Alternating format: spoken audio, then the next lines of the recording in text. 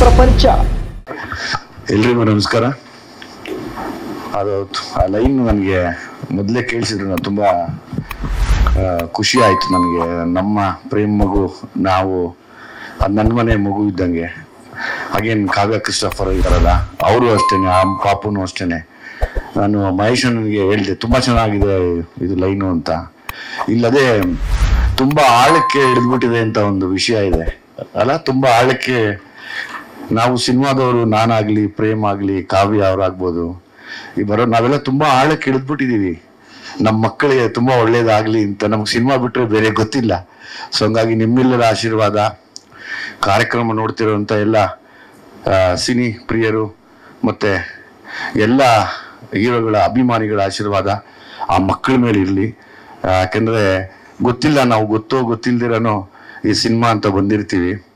ಇಲ್ಲಿ ಈಗ ನಮ್ಮ ಮಕ್ಕಳು ಒಳ್ಳೇದಾಗಲಿ ಅಂತ ಬಯಸ್ತಾ ಇರ್ತೀವಿ. ಅದ್ರಲ್ಲಿ ನನ್ನ ಮಕ್ಕಳು ಕೂಡ ಇದ್ದಾರೆ.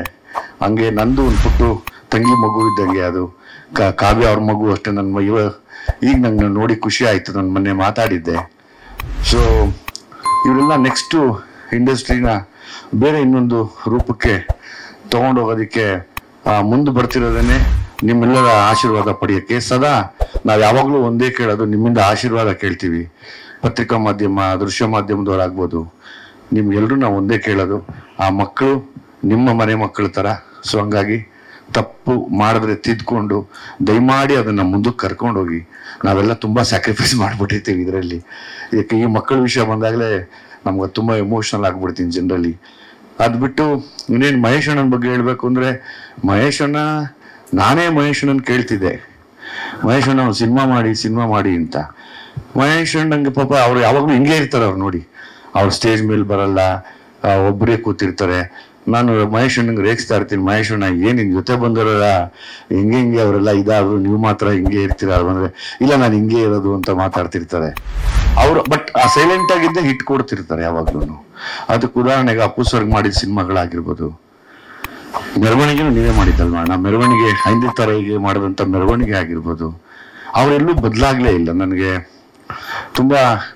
ತುಂಬ ಹಳೆ ನಿರ್ದೇಶಕರಲ್ಲಿ ಬದಲಾಗ್ದಿರ, ಏನು ಅಹಂ ಇಲ್ದಿರ ಮತ್ತೆ ನಾನು ಹೊಸ ಸಿನಿಮಾ ಮಾಡ್ತೀನಿ ಅನ್ನೋ ಒಂದು ಆ ಪ್ರಯತ್ನದಲ್ಲೇ ಮಾಡೋವಂಥ ಮಹೇಶ್ ಅಣ್ಣ, ನಿಮ್ಗೆ ಒಳ್ಳೇದಾಗಲಿ.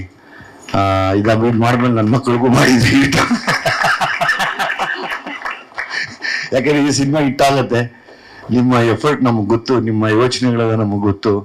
ಆಮೇಲೆ ಜೊತೆಯಲ್ಲಿ ಹೊಸ ಪ್ರೊಡ್ಯೂಸರ್ಸ್ ಏನು ಟೀಮ್ ಬಂದಿದೆ, ನಿಮ್ಗೆಲ್ರಿಗೂ ಒಳ್ಳೇದಾಗಲಿ. ನಾವು ನಿಮ್ಮ ಯಾವಾಗಲೂ ನೀವು ಬರ್ತಿರ್ಬೇಕು, ನಾವು ಉಳ್ಕೋಬೇಕಾದ್ರೆ ನೀವು ಬರ್ತಿರ್ಬೇಕು. ನೀವು ಬರ್ತೀರಿ, ಸಿನಿಮಾಗಳನ್ನು ಮಾಡ್ತೀರಿ. ಜೊತೆಗೆ ಆಸ್ ಇಟ್ ಈಸ್ ನಮ್ಮ ಪಾಪು, ಅಮೃತ, ಅಮ್ಮು ಯಾರು ಇದೆ, ಅಮ್ಮುನ ಅದು ಮಾನ ಅಮ್ಮು ಇಬ್ರು. ಸೊ ಇಬ್ಬರಿಗೂ ತುಂಬ ಒಳ್ಳೇದಾಗಲಿ ಅಂತ ಕೇಳ್ಕೊತೀನಿ. ಸಿಕ್ಕಾಪಟ್ಟೆ ಹಾರ್ಡ್ ವರ್ಕ್ ಮಾಡಿ, ಹಾರ್ಡ್ ವರ್ಕ್ ಒಂದೇ ನಮ್ಮ ಜೊತೆಗೆ ಬರೋದು, ಬೇರೆ ಏನು ತರಕ್ಕೆ ಕಿವಿಗೆ ಹಾಕ್ಕೋಬೇಡಿ.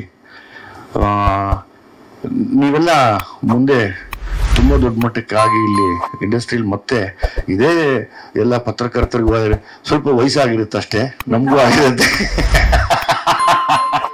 ಆಗೋಗಿದ್ಯಾ? ಅವ್ರ ಮುಂದೆ ನೀವೆಲ್ಲ ಬೆಳಗ್ಗೆ ನಾವು ಕೂತ್ಕೊಂಡು ನೋಡ್ಬೇಕು ಆಸ್ ಎ ಪೇರೆಂಟ್ಸ್ ಅಲ್ವಾ, ಅದು ನಮ್ಮ ಆಸೆ. ಅಟ್ ದ ಸೇಮ್ ಟೈಮ್ ನಮ್ಮ ಪ್ರೇಮ್ ಮಗನ ಕಡೆ ನಂಗೆ ತುಂಬ ಇಷ್ಟ. ಅವನ ಎನರ್ಜಿ, ಅವನು ಇದೆಲ್ಲ ನಂಗೆ ಸಖತ್ ಇಷ್ಟ. ನಾನು ಮೊನ್ನೆ ಕೂಡ ಏನೋ ಒಂದು ವಿಷಯಕ್ಕೆ ಮಗ ಒಂಚೂರು ನಾನು ಫೋಟೋ ಕಳಿಸು ಅಂತ ಕೇಳಿದೆ. ನೀವು ಯಾವಾಗಪ್ಪ ಬರೋದು? ಯಾವ ಮಗ? ನಾನಂತೂ 100% ಮಾಡ್ತೀನಿ. ಅದೇ ವೆಯ್ಟ್ ಮಾಡ್ತಾ ಇದ್ದೀನಿ ಟೈಮ್ ನೋಡಿಕೊಂಡು. ನನಗೆ ಅವನ ಕಂಡ್ರೂ ತುಂಬ ಇಷ್ಟ. ಒಳ್ಳೆ ಎನರ್ಜಿ. ಆ ಗುರು ಶಿಷ್ಯರು ಸಿನಿಮಾ ಮಾಡಿದ್ದು ನೋಡಿದ್ದೆ. ಅದಕ್ಕಿಂತ ಮುಂಚೆ ನಂಗೆ ಒಂದ್ಸರಿ ಇಂಡಿಯಾ ಗೇಟಲ್ಲಿ ವಾಘಾ ಬಾರ್ಡಲ್ಲಿ ಒಂದೇನೋ ಇದು ಮಾಡಿದ್ ನೋಡಿ, ಅಬ್ಬಾ ಏನಯ್ಯ ಇದು ಅಂತ. ಸೊ ಹಂಗೆ ಈಗಾಗಲೇ ಎಲ್ಲ ಗೊತ್ತಾಗ್ತಾ ಇದೆ. ಅಂದರೆ ಎಲ್ಲ ಈಗ ಬರ್ತಿರೋ ಎಲ್ಲ ಮಕ್ಕಳು ತುಂಬ ಡೆಡಿಕೇಟ್ ಮಾಡ್ಕೊಂಡು ಮುಂದೆ ಬರ್ತಿದ್ದಾವೆ. ನಾವು ಅದೇ, ನಾನು ಒಂದು ತಂದೆ ಸ್ಥಾನದಲ್ಲಿ ನಿಂತು, ಪ್ರೇಮ್ ಒಂದು ತಂದೆ ಸ್ಥಾನದಲ್ಲಿ ನಿಂತು, ಪ್ರೇಮ್ ಮಗು ಆಗಲಿ, ಕಾವ್ಯ ಅವ್ರ ಮಗುಗಾಗಲಿ ಒಳ್ಳೇದಾಗಲಿ.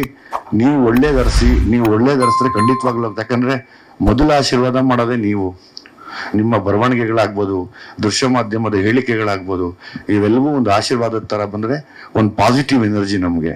ಸೊ ಯಾವ ಮಕ್ಕಳ ಮೇಲೆ ನಿಮ್ಮ ಆಶೀರ್ವಾದ ಇರಲಿ ಅಂತ ಕೇಳ್ತೀನಿ.